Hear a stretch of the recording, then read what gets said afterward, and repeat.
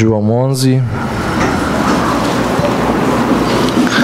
apenas os versos 34 e 35.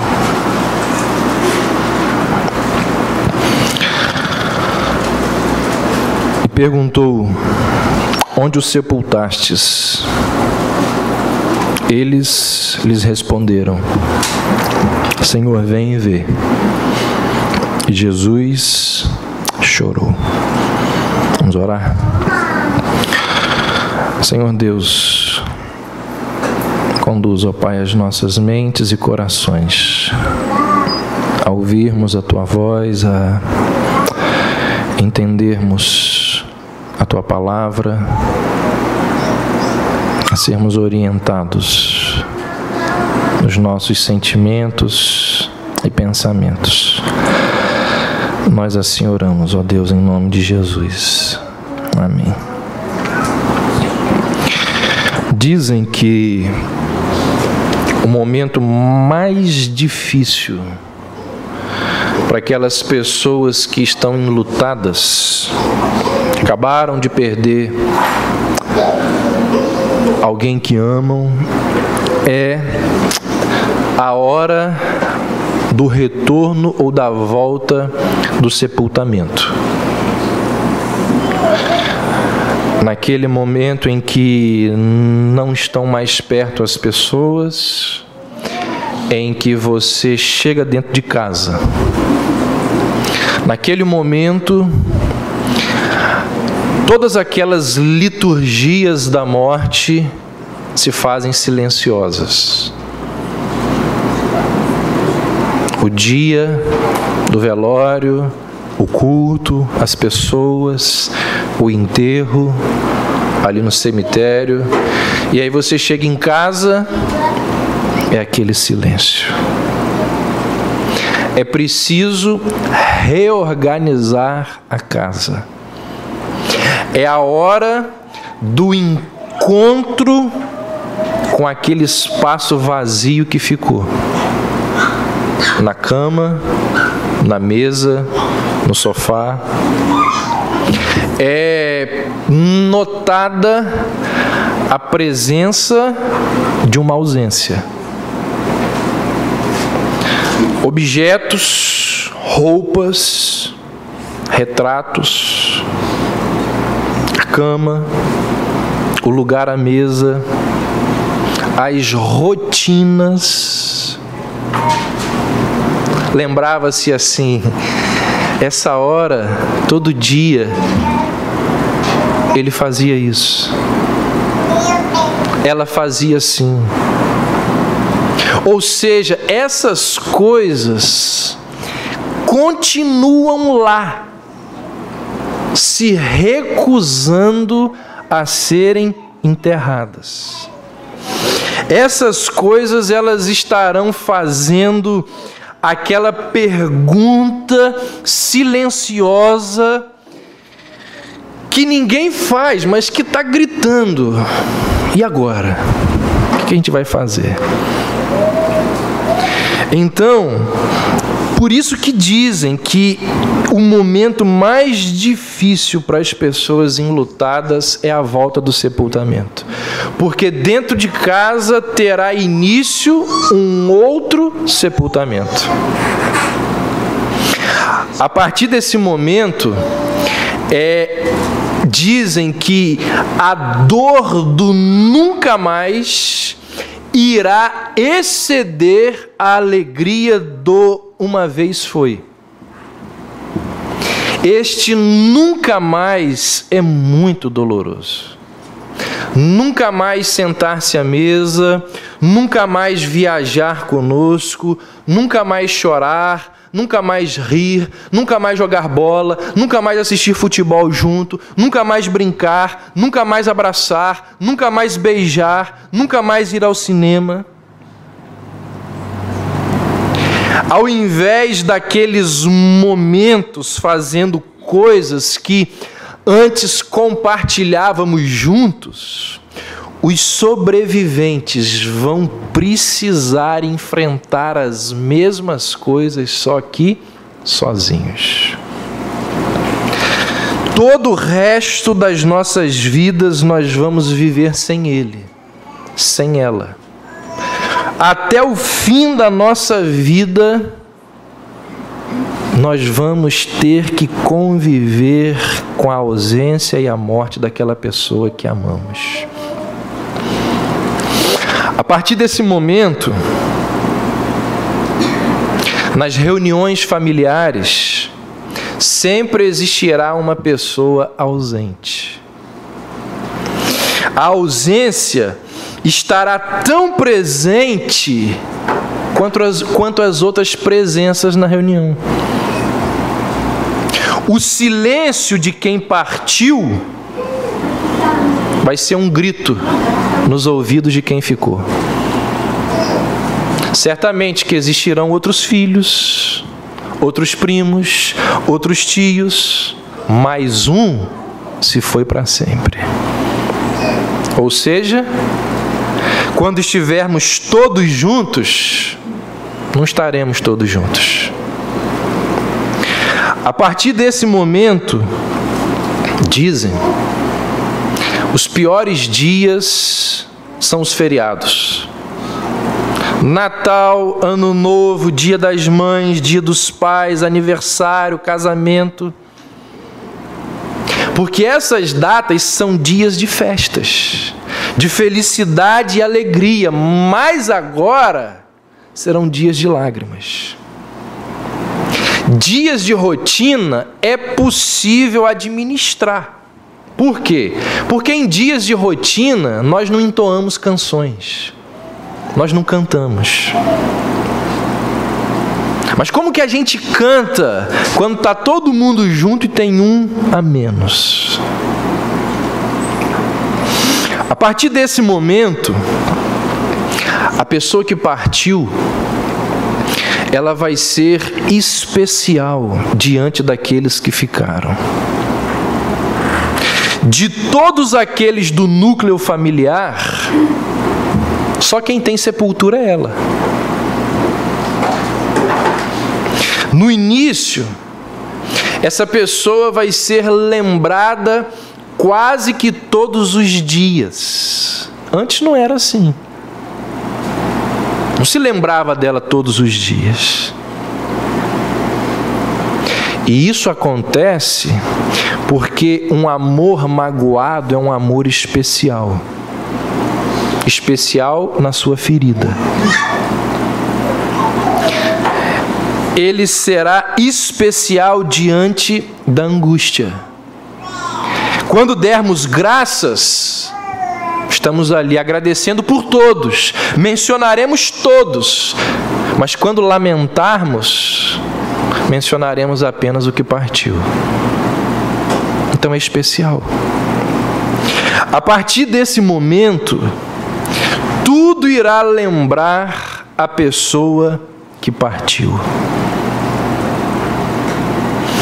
A associação de ideias que leva você a pensar na pessoa que morreu pode começar num quadro, num poste de luz, numa pedra, qualquer coisa. Dessas coisas assim inócuas, a imaginação é capaz de voar diretamente ao encontro das nossas feridas. Por quê?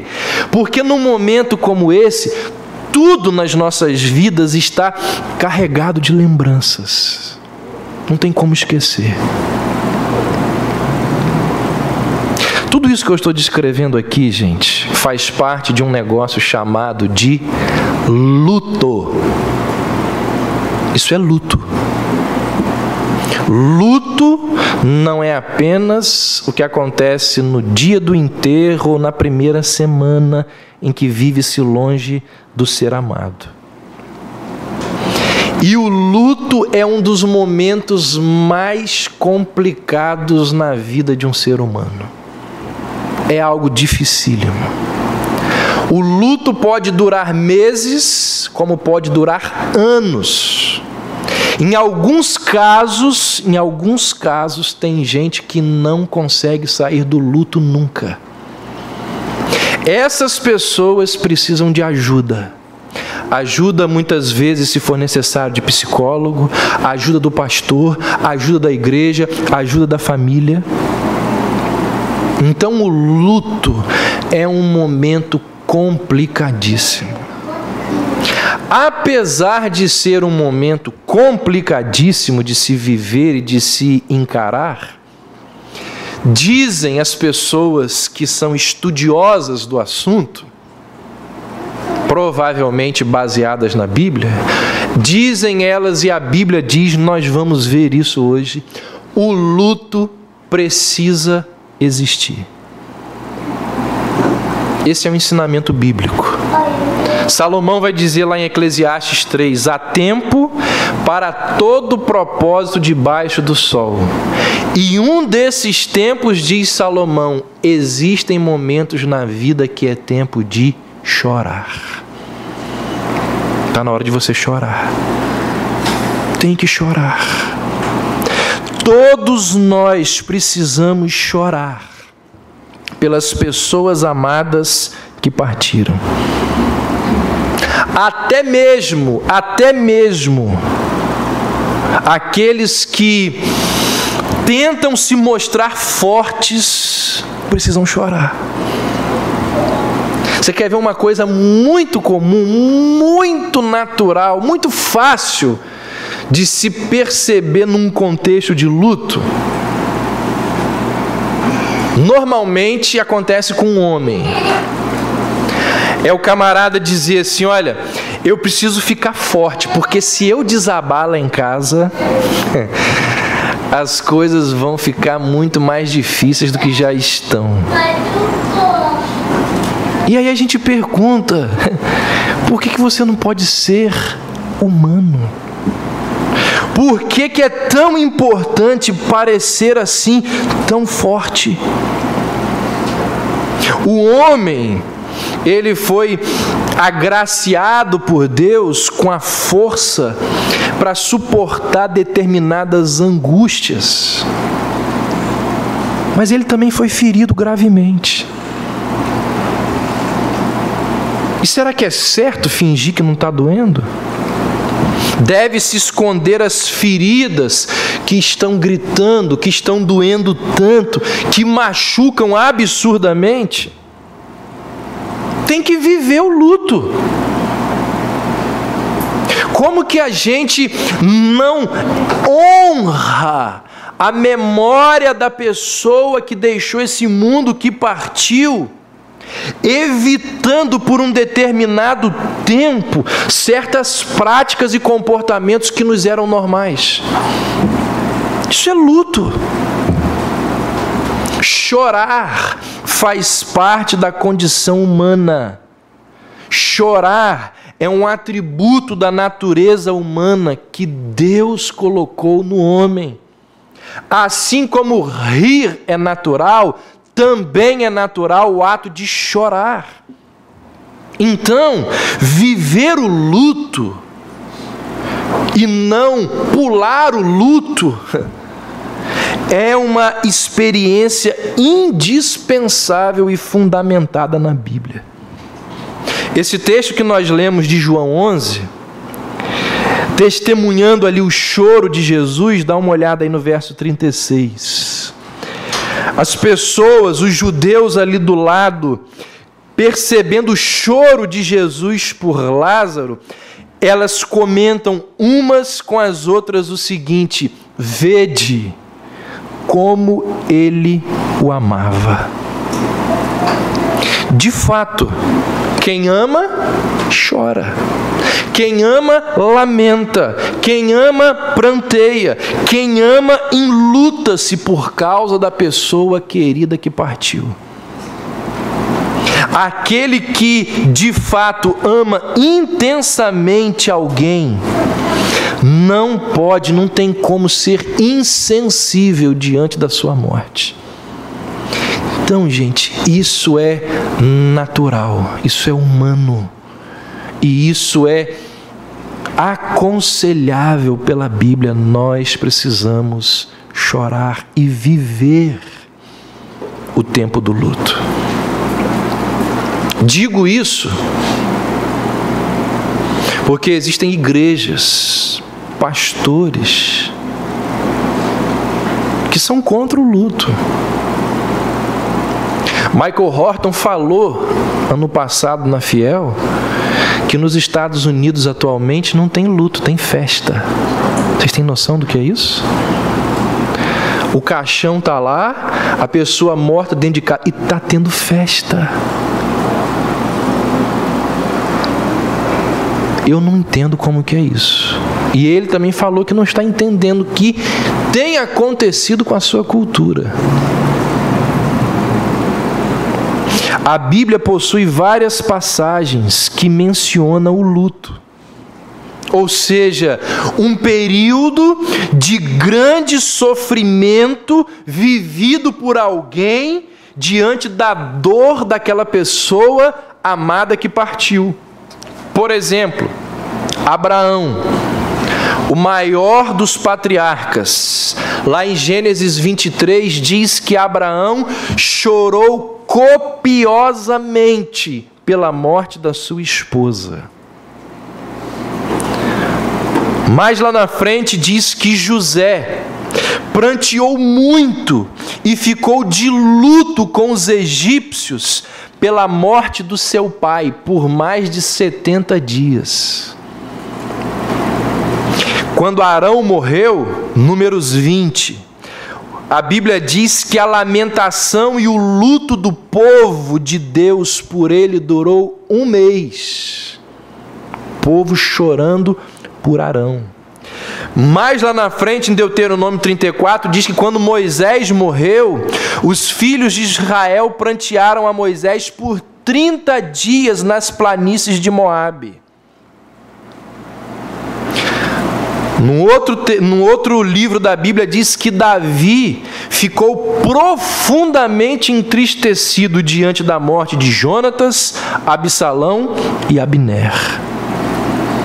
Então, prantear e viver o luto durante o tempo em que cada um julgar adequado, não consegue vir à igreja, não consegue ir nas reuniões, não consegue trabalhar.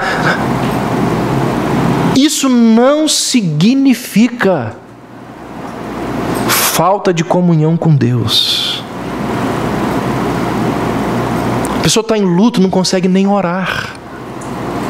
Isso não significa que o Espírito Santo não está consolando, intervindo na vida da pessoa.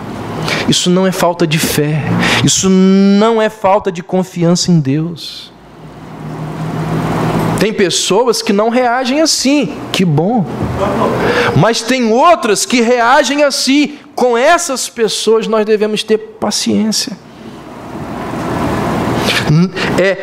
Viver o luto não implica ausência de paz, de alegria verdadeira, nem da segurança confortadora de Cristo.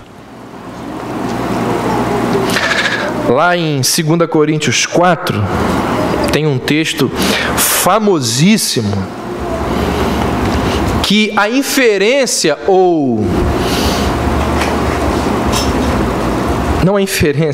a interpretação nos permite fazer aquilo que Paulo fez, só que de forma inversa. Ou seja, aquele texto famoso, falado ao contrário, dá base para o que eu acabei de falar aqui sobre o luto. Ou seja, embora a gente não se angustie, ainda assim nós sofremos a tribulação. Embora não fiquemos desesperados, ainda assim ficamos perplexos. Embora não sejamos desamparados, somos sim perseguidos. Embora não venhamos a ser destruídos, ficamos sim abatidos. Então, irmãos, prantear e viver o tempo do luto, mais que uma necessidade terapêutica, é um ato de sabedoria cristã, de aprendizagem bíblica, de respeito e carinho pela memória daquela pessoa que partiu. Prantear e viver o luto, mais que uma necessidade terapêutica, é um tempo fundamental para que depois que o luto passar, se possa viver saudavelmente um novo ciclo de vida. Depois do luto, que você passa pelo luto, você consegue olhar para a cadeira, a mesa, para o sofá e não mais ficar tão angustiado como você ficava. Dizem que vencer o luto é como olhar para uma cicatriz. A marca está ali, mas quando você passa o dedo não dói mais. Ou seja, o que tudo isso nos mostra é que nós não podemos adiantar a alegria do domingo da ressurreição. É preciso enfrentar a dor, o sofrimento e o choro da sexta-feira da crucificação e morte de Jesus. É preciso sentir o vazio, a solidão, a tristeza aguda, o luto do sábado. Ou seja, a gente não pode pular o luto, camuflar a dor. Alguém disse assim: somente experimenta intensa e profundamente a alegria da renovação da vida ocorrida no domingo de Páscoa quem não negou, mas viveu existencialmente a dor dos dias antecedentes. Vamos dar uma olhada aí no texto que a gente leu. Esse texto tem algumas sugestões boas para o que a gente está falando aqui. Lendo novamente os dois versos que lemos no início, versos 34 e 35, e perguntou: onde o sepultastes? Eles lhe responderam: Senhor, vem e vê. E Jesus chorou.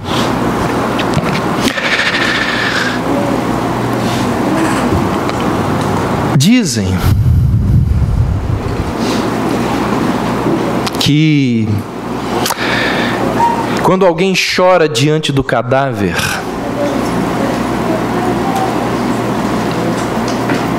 não é por aquilo que se vê.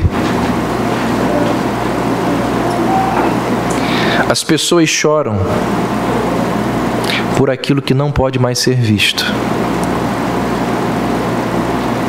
Elas choram por aquilo que permanece como saudade, como ausência. Se isso é verdade, por que Jesus chorou? O texto diz que Jesus viu e imediatamente ele chorou. Por que Jesus chorou? Ele sabia que iria ressuscitar o amigo. Ele sabia que dentro de instantes Lázaro estaria junto com ele ali. Então, por que se deixar invadir de sentimentos tão indesejados, se ele sabia que dentro de instantes Lázaro iria ressuscitar? Parece contraditório. Saber que vai tirar o amigo da morte e, a despeito disso, chorar. Parece contraditório. Você vê o futuro melhor, mas mesmo assim chora diante do presente, do imediato. Gente, esse choro de Jesus, o que eu já li e já ouvi acerca do choro de Jesus, são coisas assim impressionantes. São muitas as lições que as pessoas têm tirado do choro de Jesus. E uma das várias lições que nós podemos retirar do choro de Jesus, qual é? No momento da sua dor, não tenha medo de chorar. chore. Chorar é humano. Chorar não revela fraqueza. O fato de que Lázaro voltaria à vida em poucos minutos, preste atenção nisso. Aqui está uma lição valiosíssima. O fato de que Lázaro voltaria à vida em poucos minutos não anulava a realidade de que naquele momento ele estava morto. Naquele momento ele estava morto. E naquele momento em que ele está morto é a hora de quê? De chorar, de lamentar, de sofrer com aqueles que sofriam. Então, diante do amigo morto e rodeado de pessoas desesperadas, Jesus poderia chegar e dizer assim, para o choro, não quero ver ninguém chorando, porque o homem vai sair do túmulo.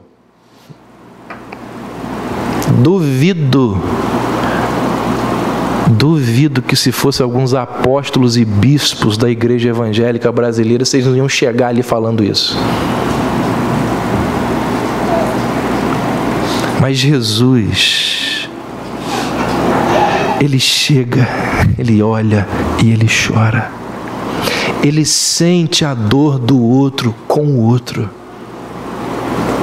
Foi Ele que disse, chorai com os que choram. Nessa hora, Jesus chorou com as pessoas. Jesus chorou por elas. E penso e creio eu que Jesus chorou por Ele mesmo. Então, o que Jesus nos mostra com o choro? Nada mais natural que angústia diante da fome. Nada mais natural que medo diante da guerra. Nada mais natural que a cara contorcida no momento em que a vida está amarga. Nada mais natural que o pranto no momento do luto. Eu acho esse texto que João narra, e só ele narra, eu acho esse texto aqui impressionante, fantástico. Mesmo sabendo que algo melhor ia acontecer, ou seja, a ressurreição, ele chorou. Mesmo sabendo do futuro, ele vive cada momento sem que o conhecesse. Quando a gente lê os evangelhos, a gente vê que Jesus... Semana que vem eu vou falar sobre isso.